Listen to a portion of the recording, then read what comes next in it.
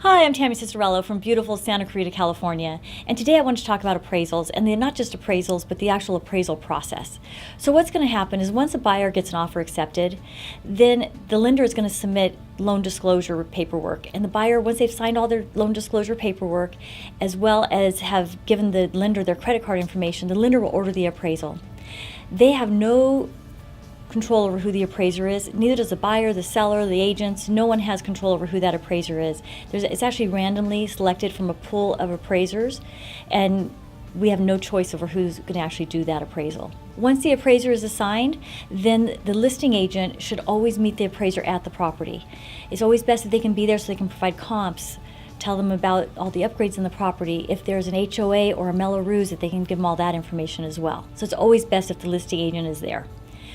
You'll also, when the appraiser's out the property, what they're going to do is they're going to measure the house, they're going to take pictures, they're going to make sure there's carbon monoxide detectors and smoke detectors in the property. They're then going to take all that information that they gather from your home and compare it to other properties in the area. So they'll go back 3, sometimes even 6 months if there's not enough comps in the 3-month time frame, and they're going to compare your home to other homes in the area. So let's say that your home has a pool and another home doesn't. They're going to add on for that pool as an upgrade. If the other house has a pool and your house doesn't, then they'll take off from the value in order to come up with the actual current value of the home. So great, we get the appraisal back and the value came in, we just keep moving forward. But let's say the appraisal didn't come in. Let's say we're selling the house for $500,000 and the appraisal came in at $495,000. Now what do we do? Well, we're kind of at a renegotiating point.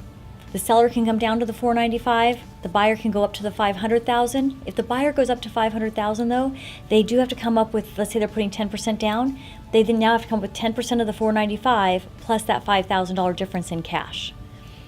The other option is that you meet somewhere in between. And that's a lot of times what happens. The sellers will come down a bit, the buyers will come up a bit, and we'll meet somewhere in the middle.